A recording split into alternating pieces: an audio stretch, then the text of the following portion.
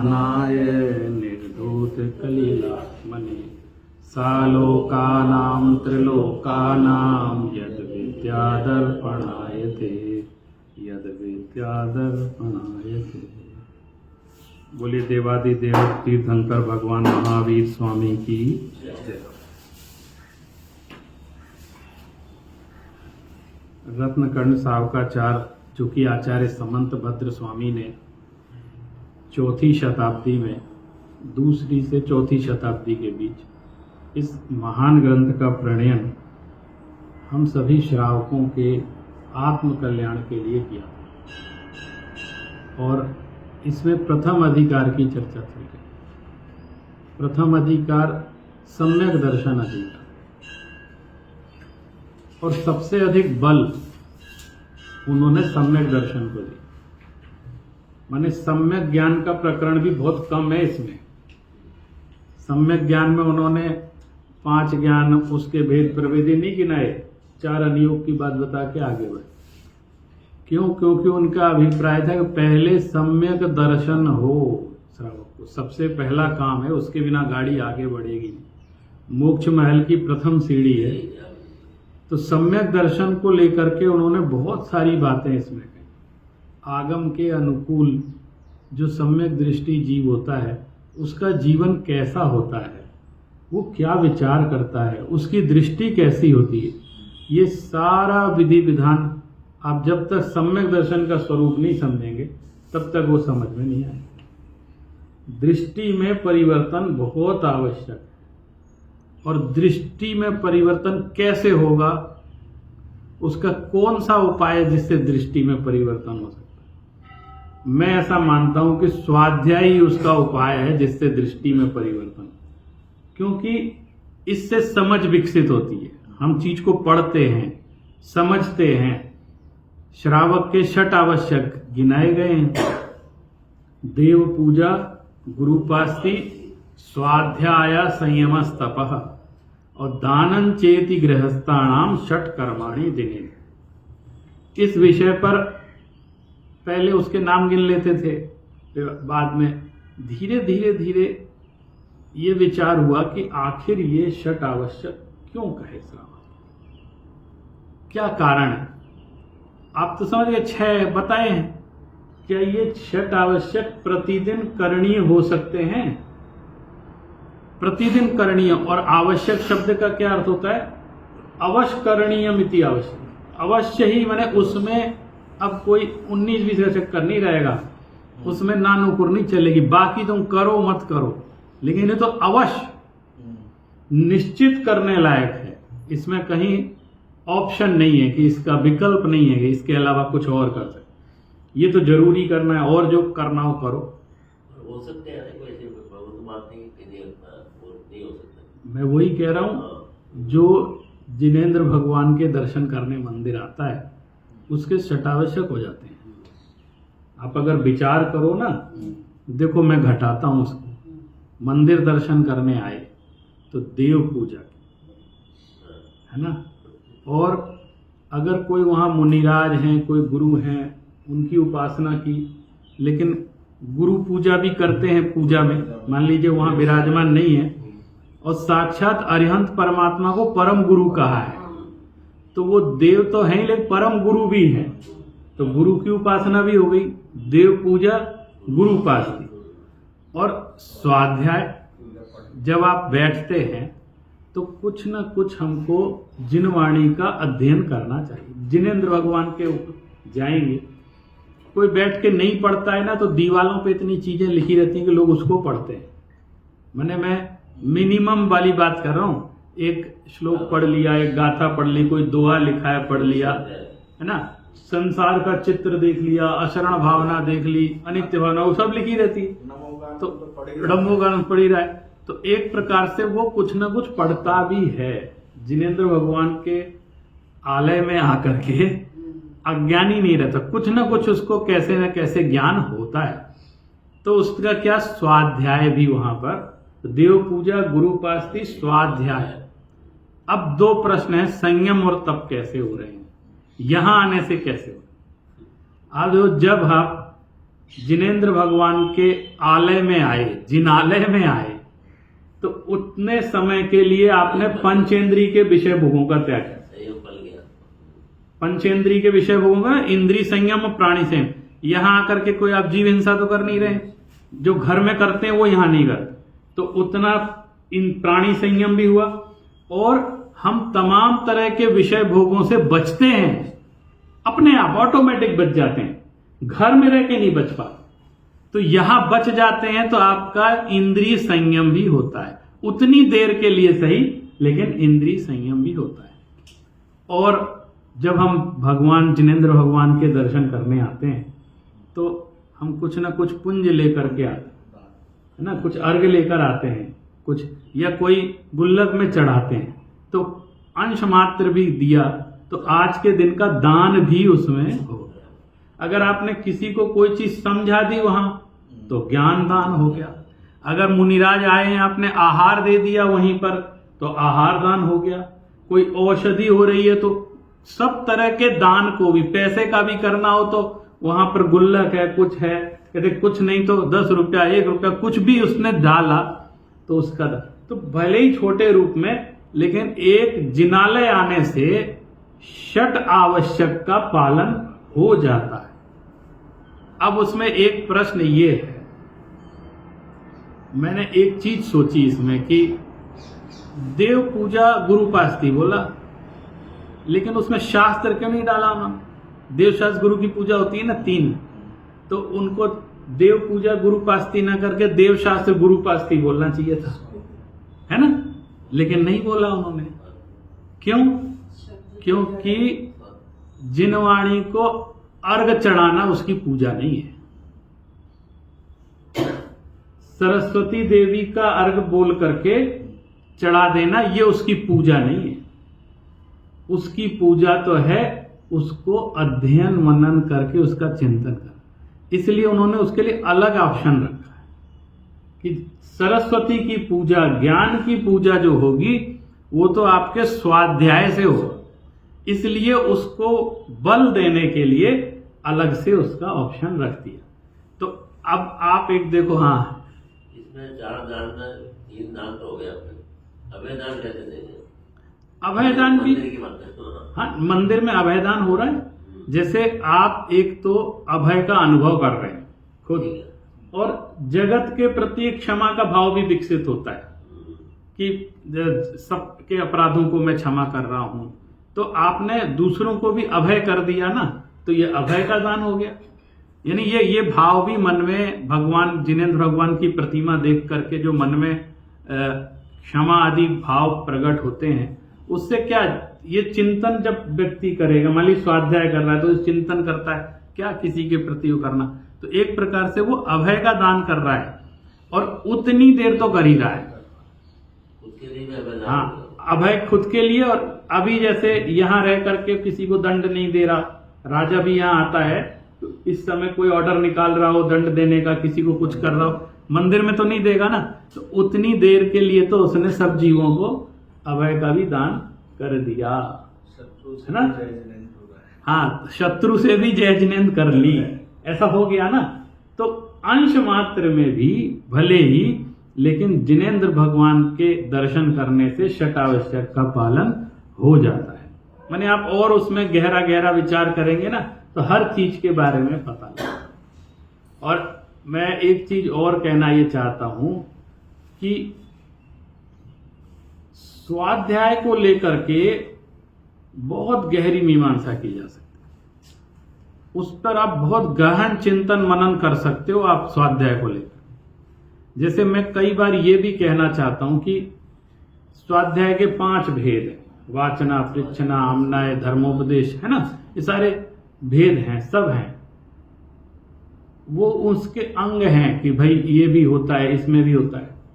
लेकिन इन सब के बाद भी कोई सारे ऑप्शन हटा करके एक खुद बैठ करके मंगलाचरण पूर्वक ग्रंथ को विराजमान करके और खोल करके क्रम से भले ही 15 मिनट कोई एकाग्र मन से, जैसे पूजा के लिए नियम लेके बैठते हैं ना कि हम पूजा है पूरा स्थापना करेंगे, फिर विसर्जन करेंगे, एक पूरा एक प्रोटोकॉल है, उसके तहत पूजा करते हैं।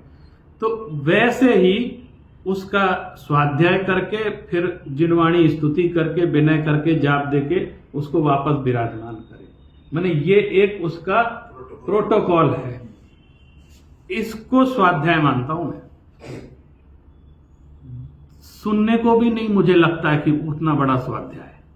माने वो जो सेल्फ स्टडी, स्व अध्याय, सेल्फ स्टडी वाला काम है ना, वो चूक रहा है। इसलिए मैं कह रहा हूं ये बात, वो चूक रहा है, उसके प्रति चिंतन ही नहीं है। जैसे आज पूजा नहीं कर पाए तो अरे पूजा छूट गई, पूजा छूट गई।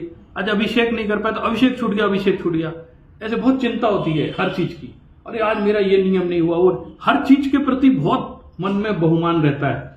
लेकिन स्वाध्याय को लेकर के छूट गया, क्या करते ही नहीं तो छूटेगा क्या? मतलब वो ऑप्शन में ही नहीं है। और अगर है छूट गया, माने अगर कुछ भी होगा ना, कुछ अगर माइनस होना होगा बहुत सारे कार्यक्रमों में, तो उसको माइनस कर, पहले नंबर कट होगा। माने ये मैं सजगता के लिए बता रहा हूं कि जो चीज सबसे ज्यादा कंपलसरी है, हम लोग, आप तो यूनिवर्सिटी में पढ़ाते हैं ना, यूनिवर्सिटी में आजकल पूरी दुनिया में क्या हो रहा है, पढ़ाई छोड़ के सब कुछ हो रहा है। पढ़ाई नहीं हो रही, बाकी सब कुछ मैं मोटा मोटा कुछ हो, ये फंक्शन होना है, ये यात्रा निकलनी है, ऊपर से ऑर्डर आ रहा है, ये करना है, वो करना है, वो क्लास, अरे बाद में हो जाएगी, पहले ये करो। अब करते करते वो जो मूल चीज है जिसके लिए वो खोला गया है विद्यालय, जिस चीज के लिए खोला गया, भाई इतने के लिए खोला गया है कि एक गुरुजी घर से निकल करके आएंगे और वहां बैठ के पढ़ाएंगे, और बच्चे निकल करके घर से आएंगे, वहां बैठ करके शांति से पढ़ेंगे। इसके लिए सारा प्रपंच था कि ऑफिस खोलो, बिल्डिंग बनाओ, सब करो, इसके लिए था। मेन पर्पज क्या था? ए। अब वो छोड़ के बाकी सारे काम उसमें हो रहे हैं उस बात। गुरुजी भी आजकल जिनवाणी नहीं पढ़ाते हैं, वो उससे लैपटॉप से पढ़ाते। अरे वो ठीक है तरीका, वो तो सब विधि विधान है, लेकिन ग्रंथ खोल करके जो अध्ययन है, मैं उदाहरण स्कूल का तो उदाहरण दे रहा हूं, ये मैं बात कह रहा हूं स्वाध्याय को लेकर। जो हम अब इस ऑप्शन को, जो सबसे ज्यादा कंपलसरी था, उसको बिल्कुल कोने में रख के बात, और उसकी कोई चिंता नहीं, कुछ मतलब नहीं, हो तो हो, नहीं तो कोई क्या चिंता है, कुछ नहीं। क्यों? अब यही विडंबना कह सकते हैं ना इस चीज को, क्योंकि सब चीज उसी से समझ में आनी थी, और उसको मना कर दो, उसको रोक दो, उसको मत होने दो। वही यूनिवर्सिटी, हाँ, मंदिर में भी हो रहा है, सब जगह हो रहा है। अब हमारे क्रम में आज हमको उपगूहन अंग का स्वरूप समझना है। उपगूहन को उपबृंहण भी बोलते हैं। पुरुषार्थ सिद्धि पाए आदि ग्रंथों में ये कारिका है अपनी 15 नंबर की। ये बहुत गंभीर मुद्दा है और बहुत महत्वपूर्ण अंग है। सम्यक दृष्टि जीव, यहां जो कहते हैं ना सम्यक दृष्टि जीव, तो बहुत उत्कृष्ट भी इसकी परिभाषा है और बहुत सामान्य भी परिभाषा। और आप देखो, जो सामान्य का भी अनुकरण नहीं करेगा वो उत्कृष्ट में कैसे जाए? जो सिंपल उसकी बात है, सामान्य अर्थ में भी उसको ग्रहण नहीं करेगा, वो उत्कृष्ट कैसे समझेगा? माने इसकी अगर आप परिभाषा देखते चले जाएंगे ना, तो धीरे धीरे उत्तरत और ऊंची ऊंची परिभाषा इसकी बनती चली जाएगी। ये सबसे प्रारंभिक परिभाषा, एक बार शुरू में समझना हो। और गृहस्थ जीव है स्वयं शुद्धस्य मार्गस्य बालाशक्त जनाश्रयाम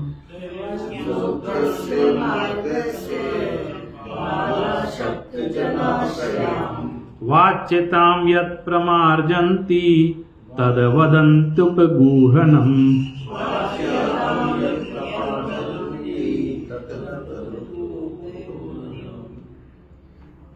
ये उपगूहन अंग आज समझना भी बहुत जरूरी है और पूरी दुनिया को समझाना भी बहुत जरूरी है। इस एक अंग के पालन की बहुत मिथ्या दृष्टि को भी इसका पालन करना चाहिए, तभी वो सम्यक दृष्टि बनेगा, उपगूहन अंग का। इसके बारे में क्या कहें? स्वयं शुद्धस्य मार्गस्य। भैया ये मार्ग तो शुद्ध है, जो रत्नत्रय का मोक्ष मार्ग है वो स्वयं तो शुद्ध है, इसमें कहीं कोई कमी नहीं है, इसमें कहीं कहीं खोटापन नहीं है, इसमें कहीं कोई तर्क वितर्क नहीं है, मतलब ये बिल्कुल स्पष्ट है। स्वयं शुद्धस्य, पहले कह दिया मार्ग, धर्म का मार्ग तो स्वयं शुद्ध है, इसमें कहीं कोई दिक्कत नहीं। उस मार्ग में बालाशक्त जनाश्रय, बाल यानी अज्ञानी। अज्ञानी किसको कहते हैं? बाल किस शास्त्र में बाल किसको कहते हैं? नहीं, बालक को बाल नहीं कहते हैं। उस जीव को बाल कहते हैं जिसको विवेक नहीं है, चाहे वो बूढ़ा हो, चाहे जवान हो, चाहे बच्चा हो। बाल माने होता है इसको अभी अच्छे बुरे का ज्ञान नहीं, हे उपादेय की बुद्धि नहीं है इसके अंदर, क्या ग्रहण करने योग्य है, क्या छोड़ने योग्य है, ये बुद्धि उसके अंदर नहीं है। चाहे वो 90 साल का बुजुर्ग हो जाए, लेकिन उसको कहेंगे बाल है। और अगर 10 साल के बच्चे में भी हे उपादेय की बुद्धि जागृत हो गई है और उसको सही गलत का निर्णय करने का अभ्यास विवेक आ गया है, तो कहेंगे ज्ञानी है। यहां उम्र से बाल नहीं शब्द, तो बाला, तो ऐसे जीव जिनको खुद ही पता नहीं है किसी चीज का, अज्ञानी है, उनके आश्रय से, ठीक है, थोड़ी कठिन बात भी बोल दूंगा मैं, उनके आश्रय से। और दूसरा अशक्त जना, जो अज्ञानता के कारण, रुग्णता के कारण, वृद्धावस्था के कारण, जो वो कार्य करने में अशक्य हैं, कर नहीं सकते, ऐसी पोजीशन आ गई। इन खासकर इन दो लोगों के आश्रय से वाच्यताम, अगर कोई निंदनीय कार्य हो जाता है, निंदा करने योग्य कार्य हो जाता है, ये दोनों ही तरह के लोग धर्म मार्ग में स्थित हैं। कौन से धर्म मार्ग में? जो रत्नत्रय का मार्ग है, उस मार्ग में चल रहे हैं, लेकिन इनकी अज्ञानता के कारण खुद की, या इनकी अशक्यता के कारण, अगर ये कि अपने मार्ग से च्युत होते हैं या कोई ऐसा कार्य कर देते हैं जो निंदनीय होता है, ऐसा कर देते हैं, तो यत् प्रमार्जन्ति, उसको जो प्रमार्जन किया जाता है, उसको जो संभाला जाता है, उसको सुधारा जाता है, तद वदन्त्युपगूहनम, उसको उपगूहन अंग कहते हैं। मेरे किसी साधर्मी से कोई गलती हो गई, अपना साधर्मी है, रोज आता था सुनने के लिए, दर्शन करने के लिए, वो धर्म मार्ग में आगे बढ़ रहा था, उससे कोई गलती हो, तो अब जो दूसरा साधर्मी है जिसको पता है कि गलती हो गई, उसका क्या कर्तव्य बनता है? कर्तव्य क्या बनता है? ढकना है। ये शब्द बहुत है, ढकना। ढकना मतलब उपगूहन, उसको छुपाना, उसको जग जाहिर नहीं करना है, उसको दुनिया में नहीं बताना है, अखबार में नहीं छापना है, ये कहते हैं उपगूहन।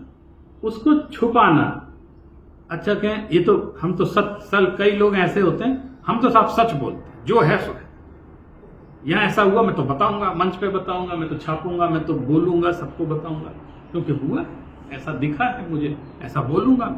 ऐसे बोलने वाले तो ऐसा लगता है बड़े सत्यवादी हैं, देखो साहब सत्य का उद्घाटन कर रहे हैं, ऐसे ऐसे, उनके लिए बात नहीं। अब देखो, साधर्मी से बात समझ में ना आए, साधर्मी में सब इंक्लूड हो गए, सब तरह के, मुनिराज भी इंक्लूड हो गए, उत्कृष्ट श्रावक भी इंक्लूड हो गए, श्रावक सामान्य, सब इंक्लूड हो। इसके लिए मैं एक बात कहता हूं कि आपका बेटा यदि कोई कुसंगति में पड़कर कोई गलत कार्य करे और आपको पता चल जाए इसने ऐसा किया, जो लोक निंद्य कार्य है, ऐसा कोई करे और आपको पता चल जाए तो आप क्या करते हो?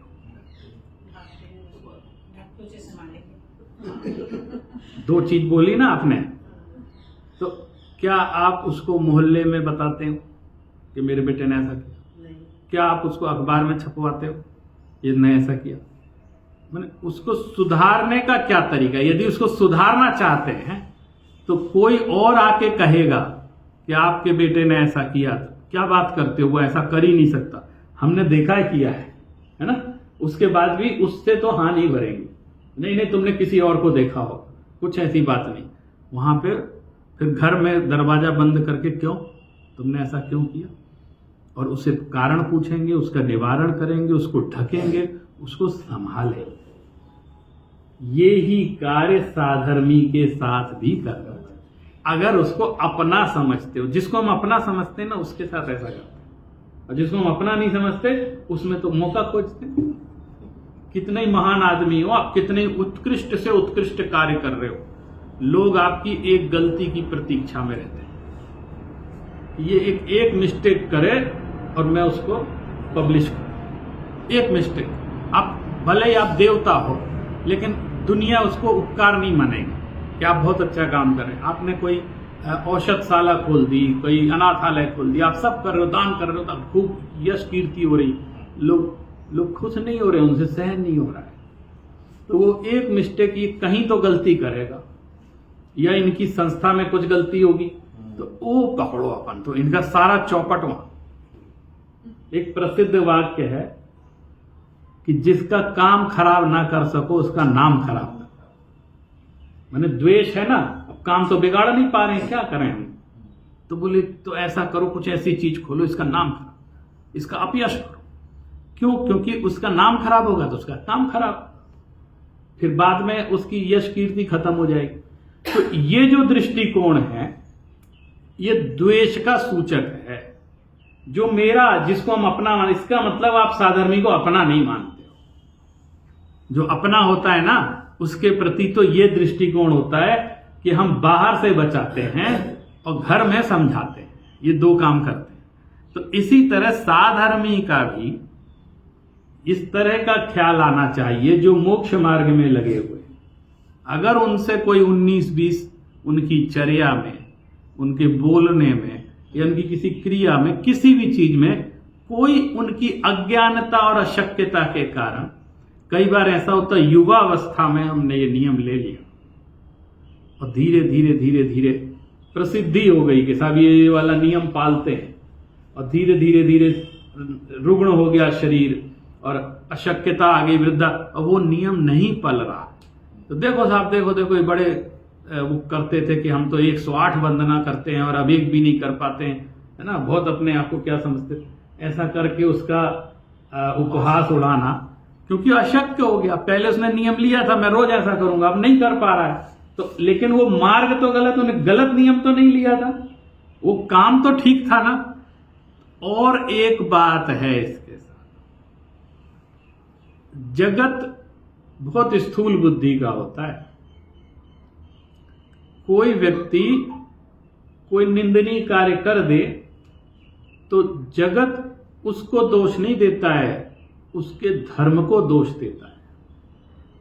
ये तो ऐसे ही होते हैं इस धर्म के लोग, इस धर्म में तो यही सिखाया जाता है, ऐसे बोलते हैं। मैंने उनको भी मौका मिल गया ना, अरे आप तो बहुत बखान करते थे कि हमारे यहाँ संयम ऐसा, तपस्या ऐसी, अब वो सुन सुन के बहुत खुश थोड़ी होते हैं, उनको लगता सही में इनका ऐसा है। तो एक कहीं मिलता है तो उनको लगता देखो देखो देखो, अरे ये तो धर्म ही ऐसा है, ऐसा बोल देते हैं।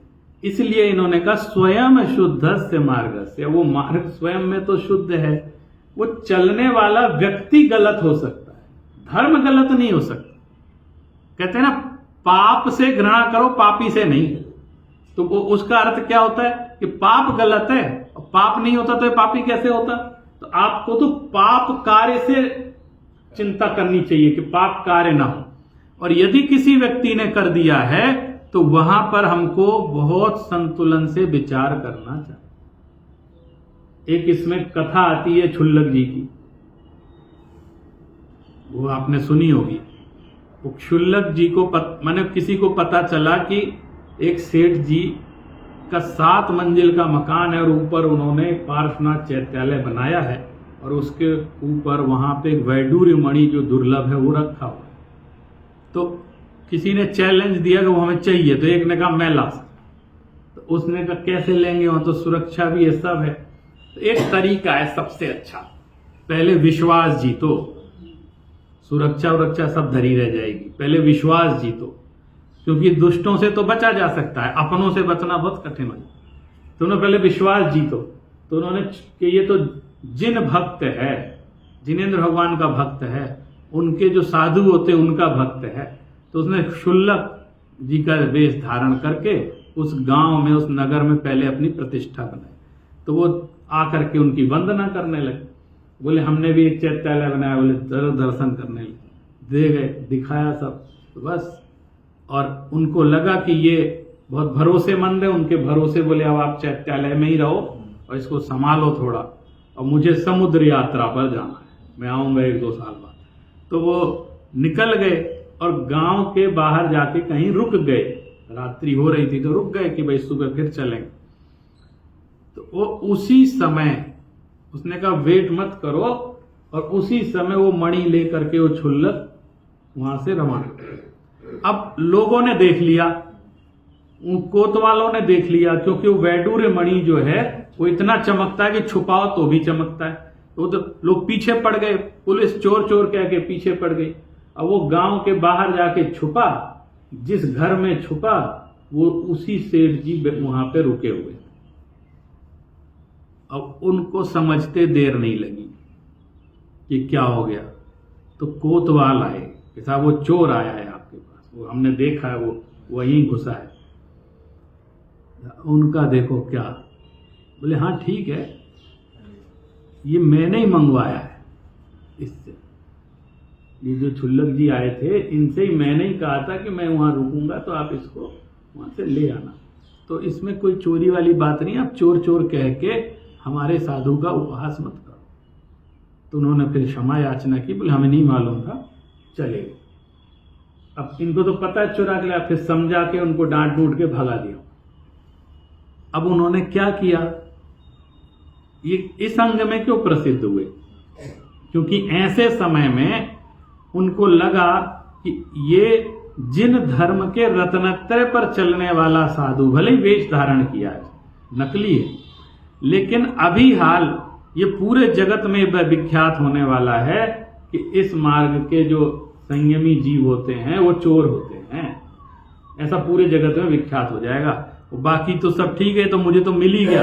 ये चाहते तो पुलिस में पकड़वा सकते, सब करवा सकते, लेकिन उन्होंने कहा कि ये मामला यहीं पर खत्म करो, और खुद झूठ बोल दिया, ये तो मैंने ही मंगवाया था।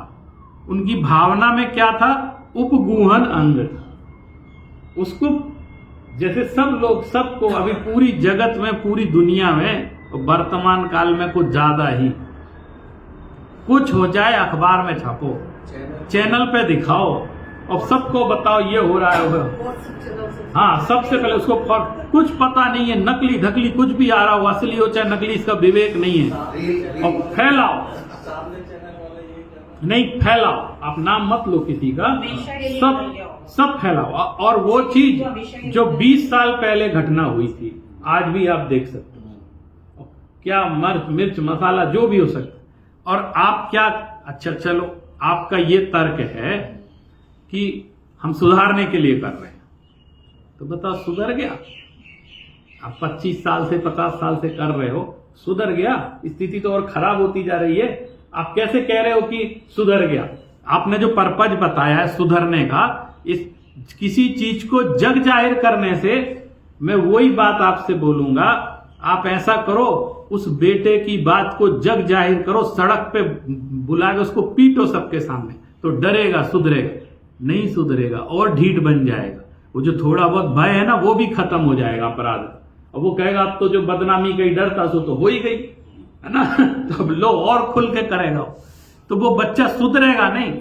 तो आप किसी चीज को किस दृष्टि से देखते हैं, और उपगूहन अंग के पालन की आवश्यकता आज सबसे ज्यादा है, और इसमें बहुत विवेक रखने की आवश्यकता है कि भाई हम इस चक्कर में नहीं पड़े।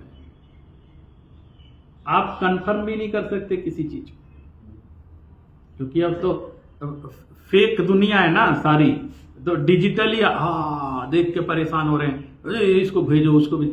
कम से कम एक नियम ले लें, हमें पता चलेगा तो हम अपने हाथों से उसकी अनुमोदना नहीं करें, हम अपने हाथों से उसको नहीं फैलाएंगे। अरे आपको कुछ नहीं पता सच्चे झूठे का मतलब, आप कुछ जानते ही नहीं हो। और मैं आपसे कह रहा हूं, जितना आपके मन में इस समय द्वेष भड़क रहा है ना, आप उस पोजीशन में वहां जाके स्पॉट पे चले जाओ, आपको उतना बुरा नहीं लगेगा। वहां जाकर वहां जाके आपको कई चीजें समझ में आएंगी ना, अरे बात ये थी, दूर से तो नहीं समझ में आएंगी, दूर से तो वही जो समझाया गया है ना, जो द्वेषवश समझाया गया है।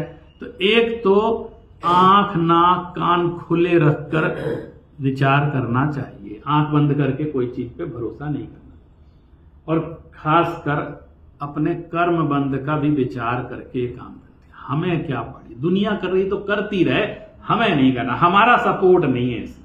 इतना तो नियम ले सकते हैं उपगुण अंग को समझ करके, हम नहीं करेंगे। कोई ज्ञान की बात होगी तो हम बताएंगे किसी को, और अगर इस तरह के अपयश की बात होगी कि नहीं साहब जांच पड़ताल, हम तो जांच पड़ताल भी नहीं करें, इतना टाइम नहीं हमारे पास किसी चीज। हम अपने हाथ से कुछ भी चर्चा वार्ता मुंह से फॉरवर्ड करके कैसे भी करके हम अपने हाथ से नहीं करें, हमारी अनुमोदना उसमें तनिक भी नहीं रहेगी, क्योंकि उससे कुछ होने वाला है नहीं। आपके निमित्त से कितने जीवों के परिणाम बिगड़ेंगे, तो उसका पाप बंद किसको होगा? जिन धर्म की विराधना होगी उसका पाप किसको लगेगा? अगर मेरे निमित्त से ऐसा हुआ है, ये जो मीडिया कर्मी होते हैं ना, ये कर्म बंद का विचार नहीं करते, कर्मी है ना तो वो कर्म बंद का विचार नहीं करते, उनको ये लगता है कि कैसे भी करके हमारे व्यूज बढ़े, कैसे भी करके लोग हमें मतलब दूसरे पर्पज से, और उस पर्पज के चक्कर में सिंपल चीजों को भी ताम झाम बता के उसके अंदर ऐसी हेडिंग लगा के उसको मिर्च मसाला मिला के बताते हैं। आप एक छोटी सी बात बताता हूं तो मीडिया वाले भी सुने तो सुने, एक छोटी सी बात। अजमेर में, भाई साहब अजमेर के हैं ना, अजमेर का एक अखबार आया हमारे पास, समझे लाडनू में आया, वो पढ़ रहे, हेडिंग थी जैन मुनि जेल में, ये हेडिंग थी। हम घबरा गए, घबरा के उसको पढ़ा, और नीचे था कि एक जेल में कैदियों को उद्बोधन देने के लिए जैन मुनि को आमंत्रित किया गया, और वो प्रवचन करने गए और उन्होंने वहां पर प्रवचन दिए, सबको उद्बोधन दिया, बहुत अच्छा। अंदर समाचार, हेडिंग क्या थी? गलत थी क्या हेडिंग? बात तो यही है, लेकिन सोचा होगा मेरी न्यूज कैसे पढ़ी जाए, उसके पीछे अभिप्राय सोचा होगा, कैसे अटेंशन लेंगे हम लोगों का। और जिसने सिर्फ हेडिंग पढ़ के छोड़ दिया,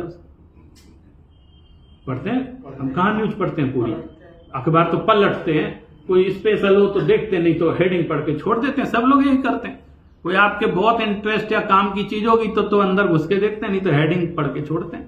तो आप सोचो 90% लोगों ने सिर्फ हेडिंग पढ़ी होगी, 10% ने डिटेल पढ़ी होगी, और 90 अच्छा तो जेल चले गए, अच्छा वो लोग भी जेल जाते हैं, अच्छा कुछ किया होगा, बस इतना ही सोच लिया मन में। अब आप देखो, आपके तो अखबार चल गया, आपकी तो हेडिंग चल गई, लेकिन कुछ भी इस संबंधी विचार नहीं। मैं आपसे कह रहा हूं, तीव्र कर्म का बंद होता है ऐसे करने से। वो जिनदत्त सेठ, जो भी नाम उसका, उन्होंने तो ये विचार किया होते हुए को भी रोका। और हम लोग क्या कहते हैं कि दूसरे के दोष नहीं देखने चाहिए, गुण देखने चाहिए, ऐसे बोलते हैं ना, नीच गोत्र का बंद होता है अगर हम दोष करके ऐसे करें। तो दोष नहीं देखने चाहिए, गुण देखने चाहिए।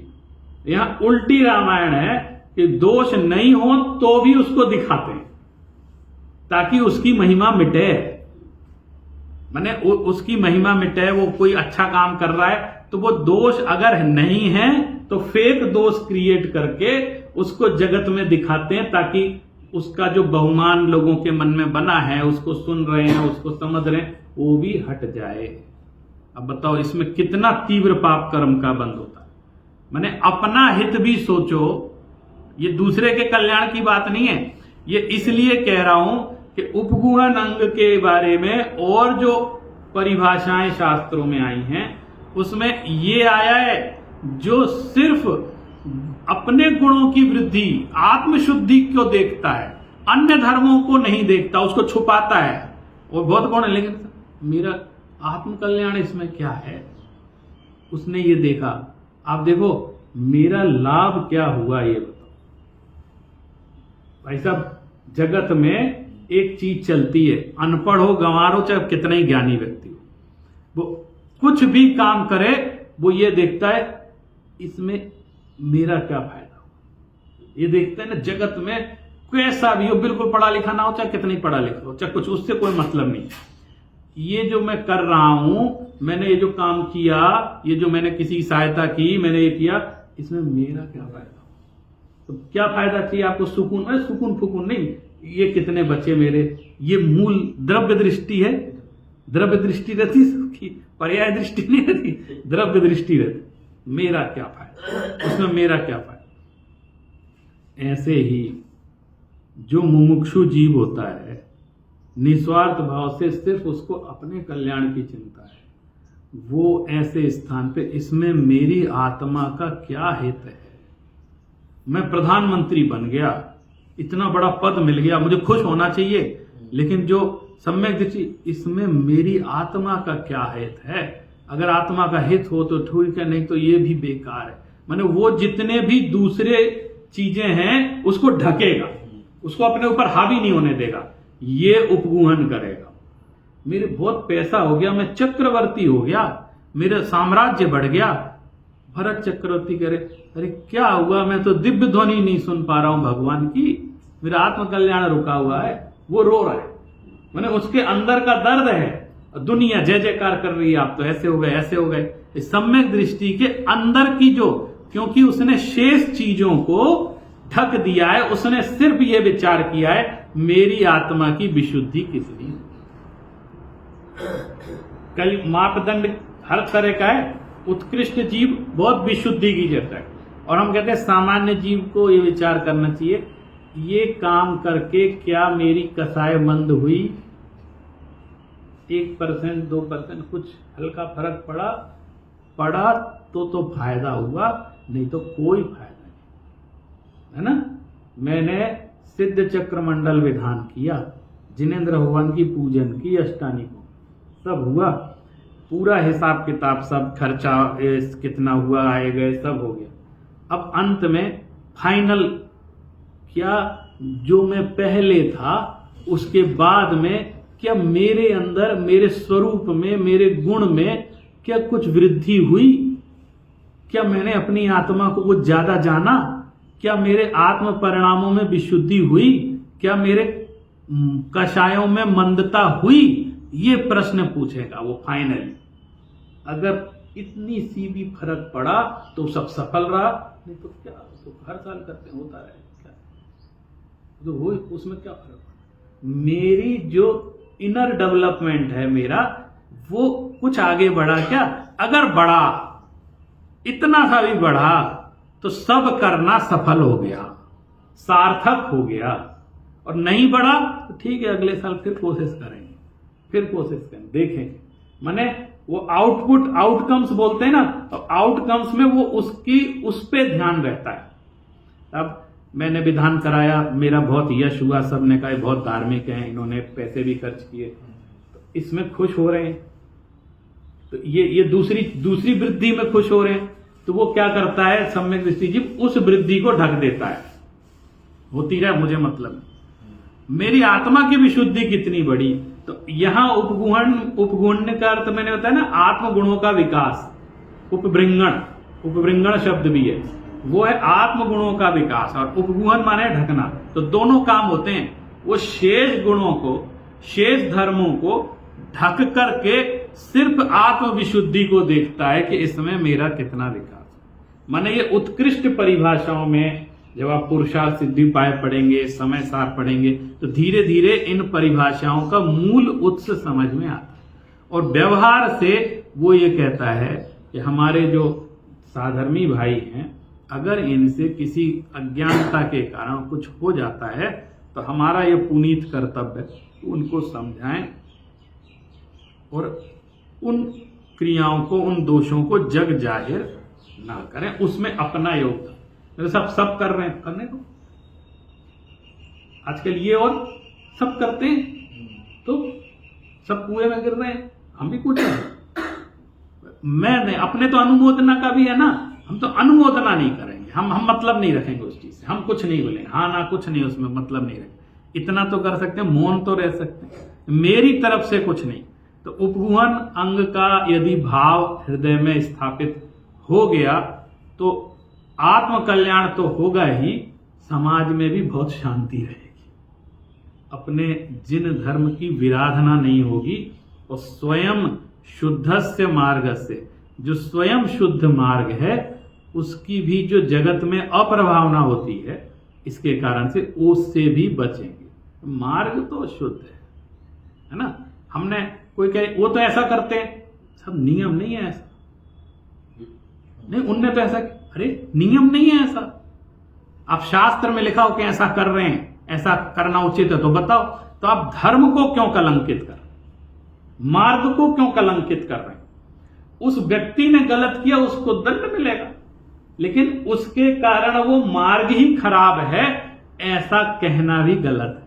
लेकिन जगत ऐसा करता है, इसलिए हमें उपगुहन अंग पे बहुत गहराई से विचार करते हुए ये धारण करना चाहिए कि हम हमारे हाथों से, हमारे मुख से, हमारी किसी क्रिया से जिन धर्म उसके मार्ग की कभी भी विराधना नहीं होनी चाहिए, उसकी अयश नहीं होना चाहिए।